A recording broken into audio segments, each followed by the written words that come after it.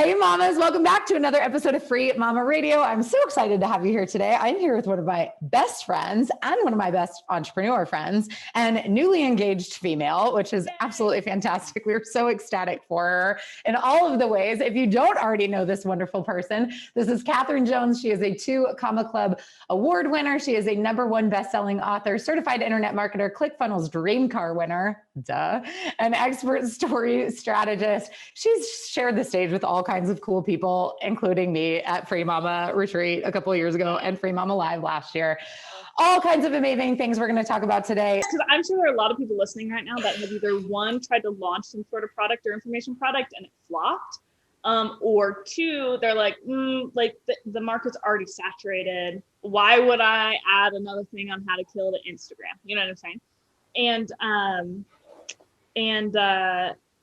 so, yeah, I think that I think that there actually really is a formula. And the way that I teach the people inside of my programs is in this like web of saturated things, you kind of have to find like where the crack is. Like where's there a crack for you to infiltrate? I always like think of it like a sidewalk. You know, sometimes there's like that little plant that like grows out of the weird crack.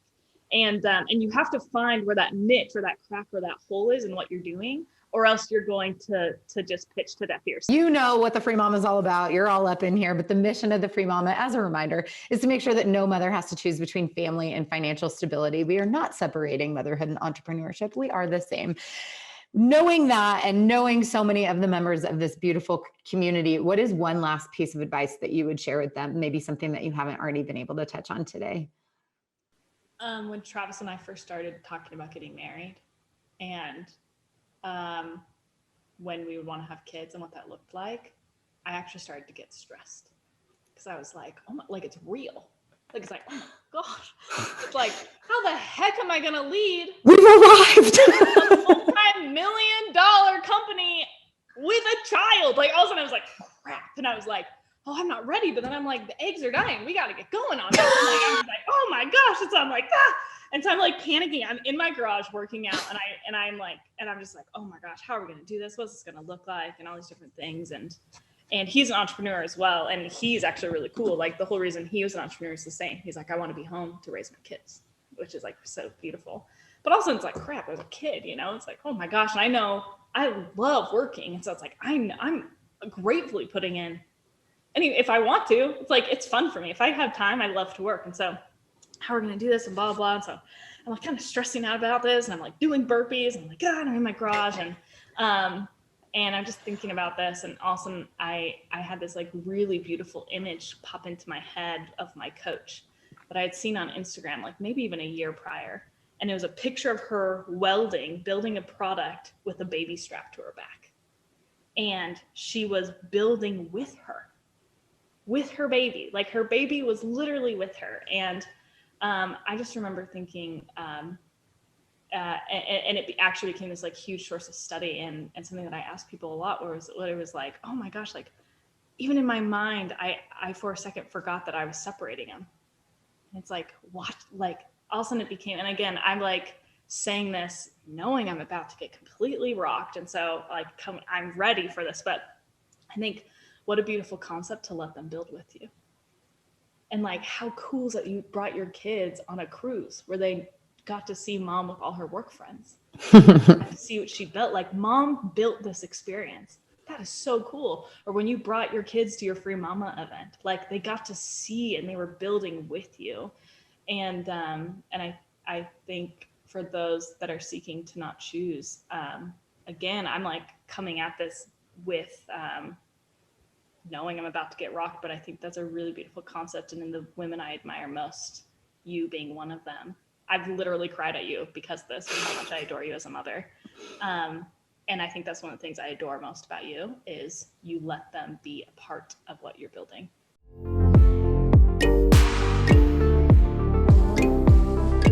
Hey guys, welcome back to another episode of Free Mama Radio. I'm here with one of my favorite humans who I'm excited to introduce you to. If you attended Free Mama Live back in October, she is no longer a stranger to you. And if you read my emails I talk about her a lot because she's doing some stuff inside of me. If that sounds bad, but I mean it with every sense of what I just said.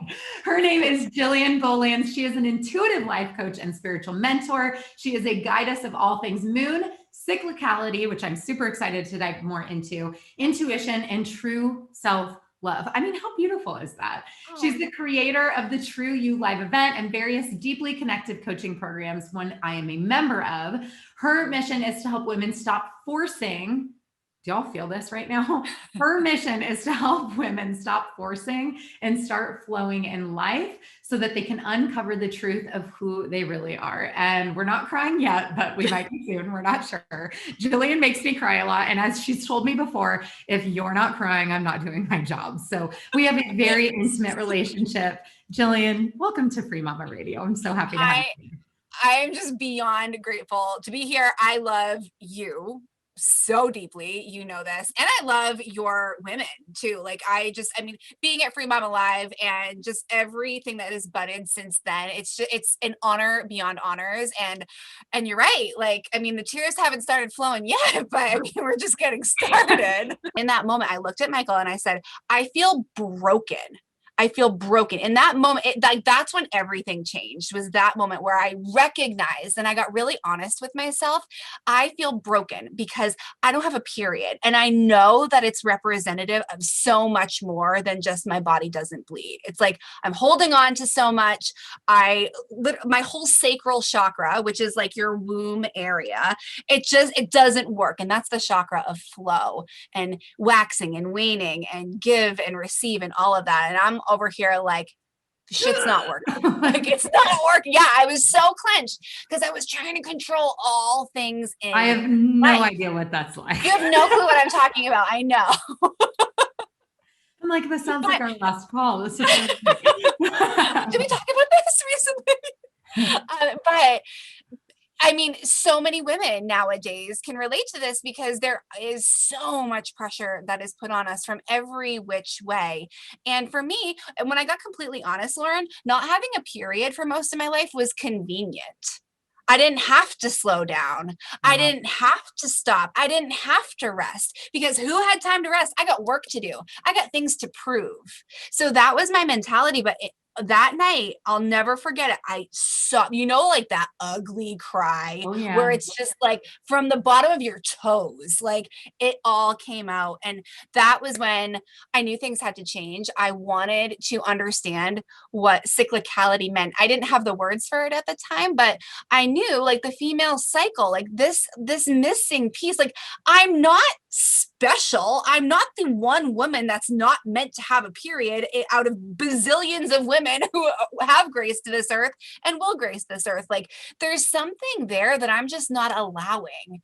The way I feel is that as we as women start to trust ourselves and tap into our intuition and witness the syncing of how we feel to what's going on in nature, right? And so also I feel a lot different in July than I do in January, right? July, it's summertime, it's hot, we can go out, we can do the things. January, I'm like, oh, it's real cold here. I just want to snuggle. And so there's cyclicality in everything. And we have been trained that we should function the same way every single day and don't slow down, which leads to the clenching. But we as women, actually, we're not wired that way. And so your way of uncovering that was through your cycle. My way of uncovering that was through the moon cycle. And it's just, I mean, for lack of better words, I don't think there is a better word. It's magical. And it's actually what's naturally available to us, which is just like, this work brings me to tears because why haven't we learned this earlier? Like, why isn't this just a part of like who we are and what we do? And you know what? That's what we're here to change. Who put sex ed together is what I want to know. Like who orchestrated that 7th grade health class? A man. Nope. That's who.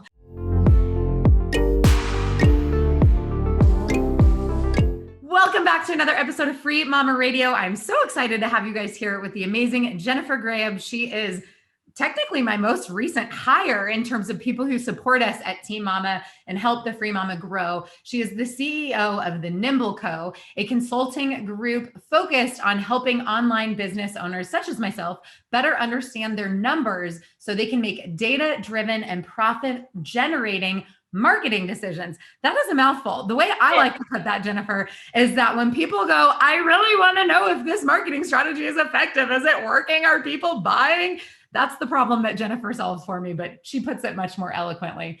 She recently left her senior strategy role at a Fortune 5 company where she had 6 roles in just 7 years. As I told people on my Instagram earlier today, as I was trying to get them to join us live, you're a smart cookie, my friend. So I'm excited to learn from you today. While she was in that role in just 2 years, she built a productivity blog that reached over 2 million page views per year, which she went on to sell. In every role she's had or every company she's owned, one thing has been consistent. She delivers results without working 80 hours a week, which is super in alignment with the Free Mama mentality that you do not have to hustle to have financial stability. Now she helps others do the same with one of her best kept secrets, data. Jennifer, welcome to Free Mama Radio. Thanks for having me. I'm so excited to be here. So you experienced burnout in your first iteration of being self-employed, but then you basically went back to a job where you experienced even more stress, it sounds like. Way more. So as someone who's been through that, like what are some of the signs and what are some of the things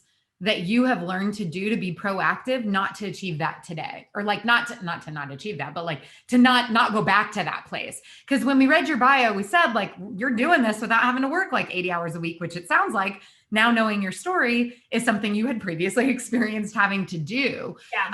Like what tips did you learn from that time in your life? Yeah. So for me, it's boundaries, like having really clear boundaries, and not just like in the sense of, oh, I don't work past this time, but like, I'm not going to make this my problem, right? Like sometimes it's really easy for us, I think, as women to like I'm a very like empathetic person. And so when someone else is going through something, if a client is frustrated, even if it has nothing to do with me, I was someone that would take that on, right? And that happened a lot in corporate. And so I think having those boundaries to be like, I can't control this.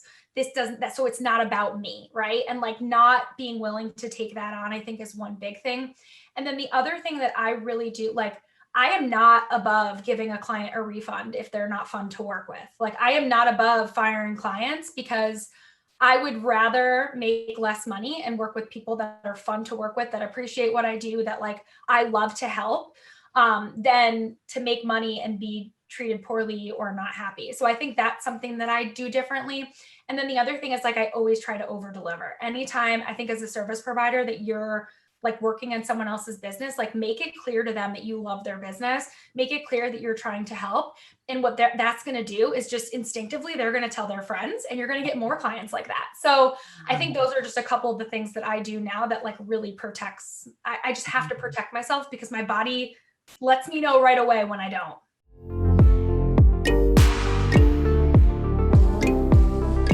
Welcome back to another episode of Free Mama Radio. I'm so excited to have you guys with us here today. And you get to come along with me as I meet a new friend. And I'm so excited because I think you actually are my first interview, Sahar, with someone who wasn't already kind of someone I had a connection with. So welcome. Woo! And congratulations on all of these eyeballs, these amazing Free Mamas and listeners who are going to get to hear from you. So if you guys also are just meeting Sahar for the first time, Sahar, I had her correct me because you guys know, if you were in the Free Mama community, that pronouncing names is important to me. So it's Sahar Twesigye. Did I do okay? Perfect. Yes. You did so good. Yeah. Awesome. I love it. Sahar is a business and marketing strategist, inspirational speaker, wife, and mama of 4 on lockdown presently. Her mission to help purpose-driven and heart-centered women do business, family, and life well. After launching her first wellness blog, Sahar was frustrated with the lack of traffic and decided to test drive Pinterest. Within 90 days, she increased her traffic by 300% and reached over 2 million monthly views on that platform, which is just insane. And Sahar, welcome to Free Mama Radio. Thank you. I'm so excited to be here, Lauren. Thank you. I would love for you to share your 3 tips for anybody listening right now who is like, okay, This sounds bomb. I love Pinterest. I'm on it all the time anyway. I might as well get paid for these skills. What are 3 tips for somebody who wants to get started with Pinterest, either for their own business or to potentially get ready to leverage to do what you do and provide it as a service to other people? Yeah, so I'll probably tackle it in 2 different ways. So if you want to use it for your business, what I would say is the first thing you want to do is find out whether your audience is on that platform, right? Now, the best way to do that is to actually go on to Pinterest, just like you do with Google. So, you go on Google and you're looking to buy something, right? So you start typing in the search bar, and then it starts listing some ideas or suggestions for you. That's a list of keywords, which basically tells you that you're not the only person looking for this, other people are, right?